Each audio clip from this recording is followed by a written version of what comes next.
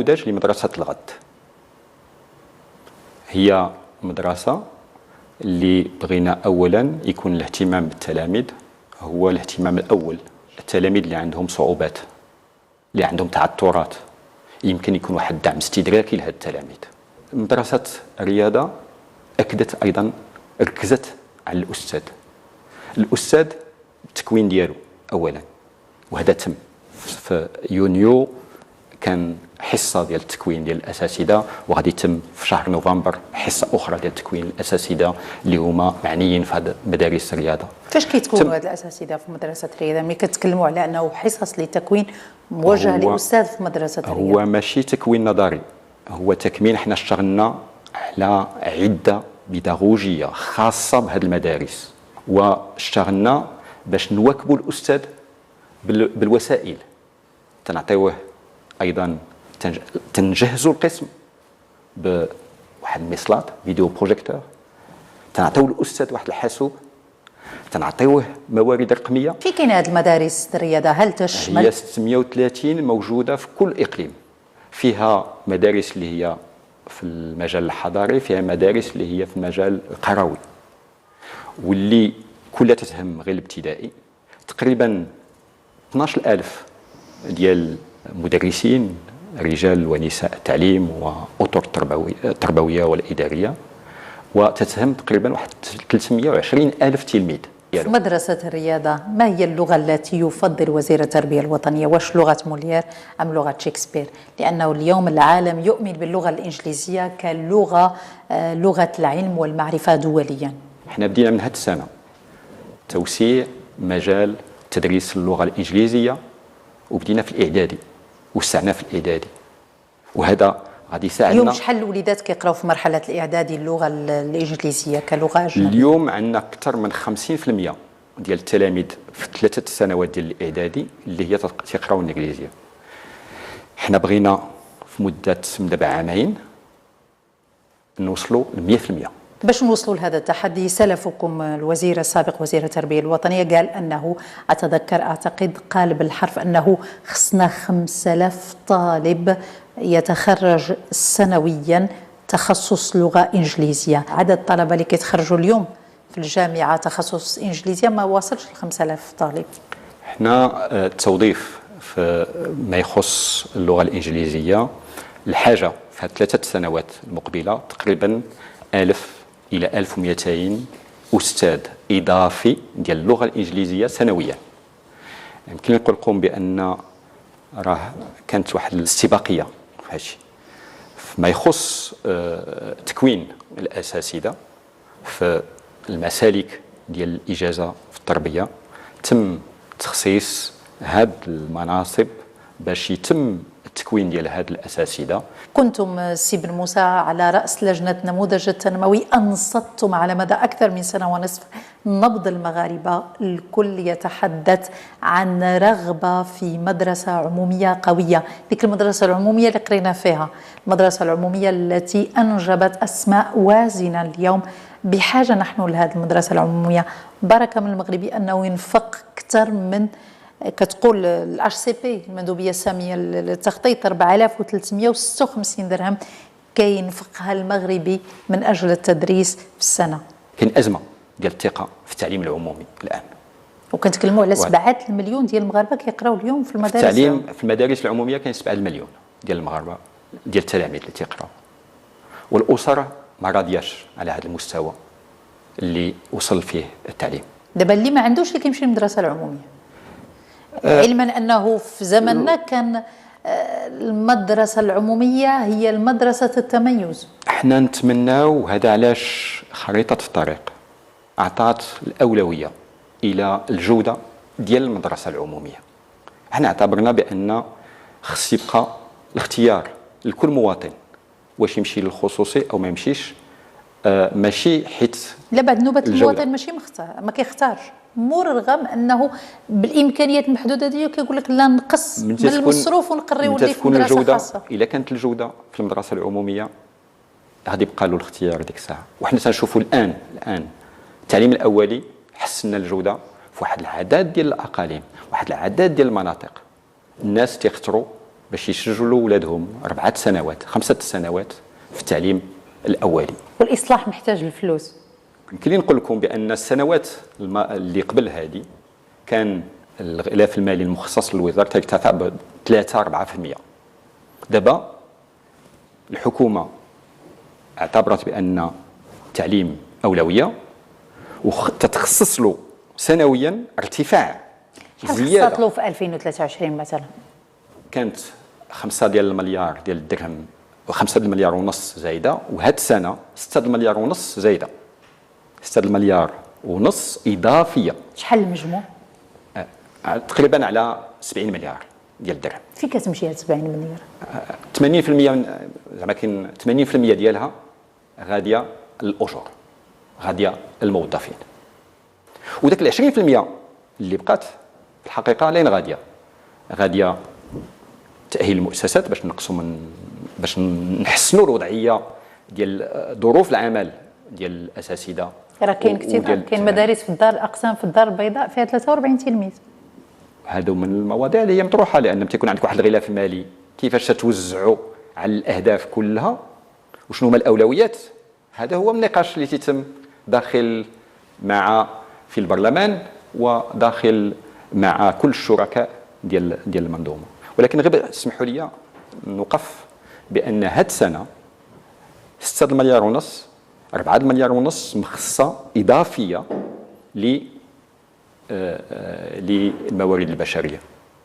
هذا 4 مليار ونص فيها 2 مليار ونص اللي هي تبعيات النظام الاساسي الجديد هاد السنه، وفيها 2 مليار ديال الترقيه العاديه. غننتقلوا المحور الثالث في هذا اللقاء الخاص مع وزير التربية الوطنية والتعليم الأولي والرياضة، وغنوقف عند النقطة ديال الأستاذ باعتباره من بين مفاتيح المدرسة أو المنظومة التعليمية الناجحة ككل. وهنا صدر في 6 أكتوبر النظام الأساسي الخاص بموظفي قطاع وزارة التربية الوطنية. هل أنتم راضون على هذا النظام الذي هو ثمرة نقاشات فتحت مع ممثلي 4 نقابات؟ كان فيه الأخذ والرد، وكان الهاجس الوحيد هو المصلحة العامة ومواكبة هذا الإصلاح. وبغيت هنا نرجع لبعض النقاط لأن باش نوضع هذا النظام الأساسي في واحد النسق اللي هو كامل. أولا احنا اعتبرنا بأن إلا تنعتبروا بأن هذا الأستاذ هو الفاعل أو المدرس هو الفاعل الأساسي، خصنا نحميو هذه المهنة. وبدينا سقفنا 30 سنة سقف ديال التوظيف وبدلنا شروط التوظيف هذا لحماية واحد المهنة. ملي قلنا إعادة الاعتبار للأستاذ مشينا للتكوين ديال هذا الأستاذ وفتحنا اتفاقية مع التعليم العالي واحد المسالك ديال الإجازة في التربية، وقلنا هاد التكوين الأساسي ما خصو يبقى نظري، خصو يرجع تطبيقي. وفتحنا المجال للتدريب داخل المؤسسات التعليمية وتنأديو على هذا التدريب. الطلبة تنعطيوهم 1000 درهم في الشهر مقابل هذا التدريب العمل تيقوموا به في هذه المؤسسات. إلا كانت مواد النظام الأساسي كانت تحدث ربما عن 98 مادة داخل هذا النظام الأساسي، كنفهم من كلامكم سيد الوزير أنكم كان هناك نقاش وأنتم راضون إلى حد كبير على ما تضمنه النظام الأساسي. بماذا تفسرون النقاش الدائر حاليا حول مجموعة من النقاط الخلافية؟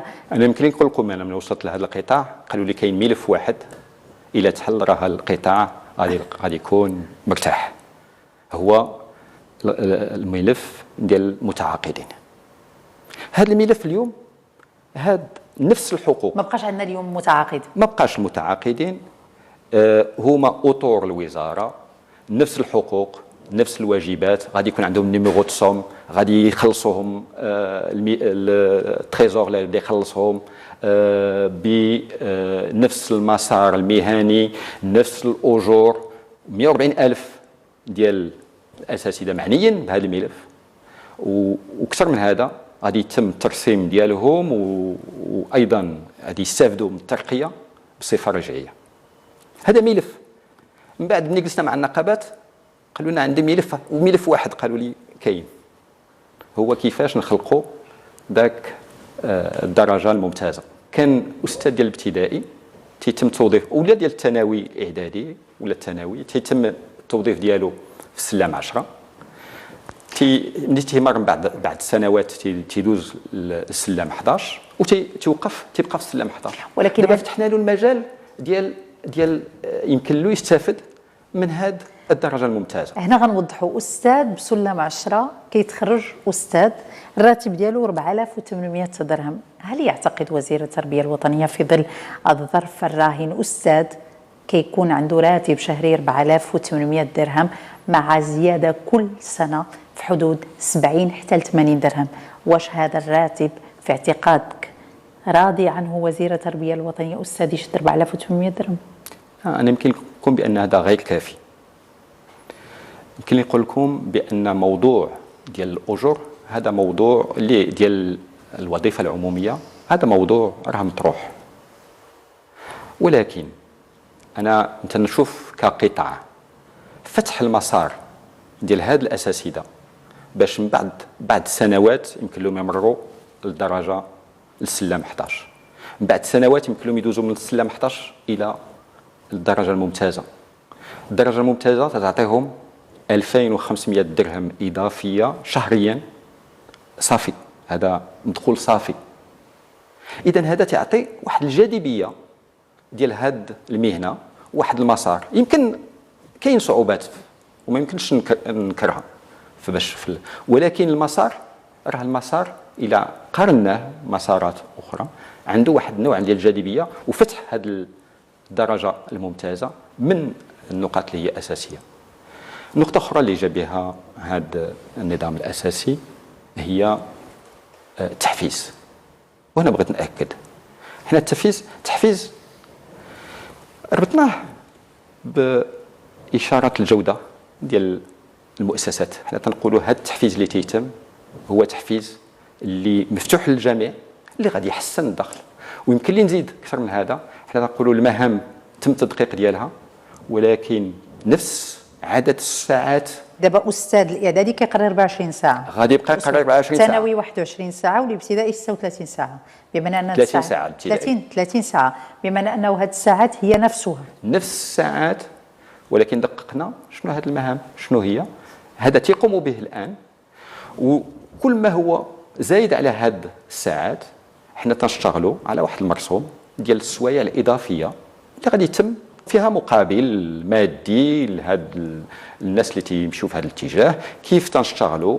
عندنا مرسوم ديال تصحيح الامتحانات اللي كان من المطالب ديال رجال ونساء التعليم. قريت النظام الاساسي ضمن مواده مأسسة الحركة الانتقالية. ماذا تعني مأسسة الحركة الانتقالية؟ احنا مشينا في اتجاه ديال نعطيو واحد الضمانة لرجال ونساء التعليم بأن سنويا سيتم فتح حركة انتقالية مفتوحة أمام الجميع. من طبيعة الحال تأخذ بعين الاعتبارات بعض الشروط، لكن وجود مناصب اللي هي فارغة باش ما يمكنش الواحد يكون فائض في شي منطقة.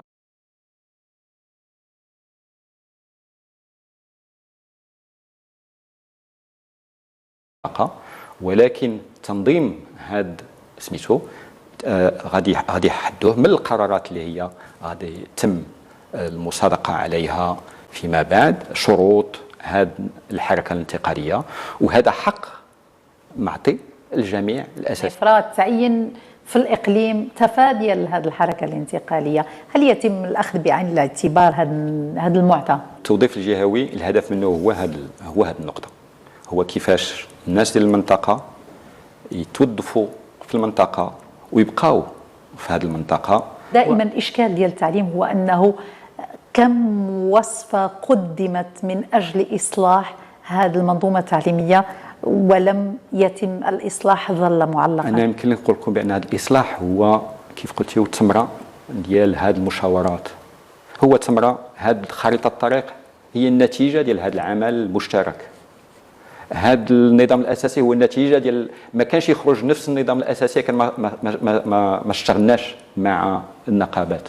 واحد العدد النقط تغيرات لان ساهموا في هذا النقاش، ولكن بطبيعه الحال ما يمكنش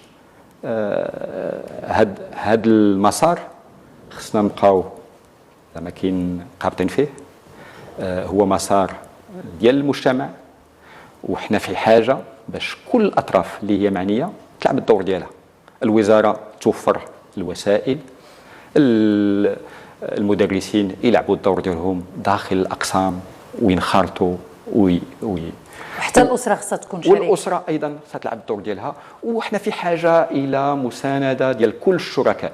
شكرا لكم السيد شكيب بن موسى، وزير التربيه الوطنيه والتعليم الاولي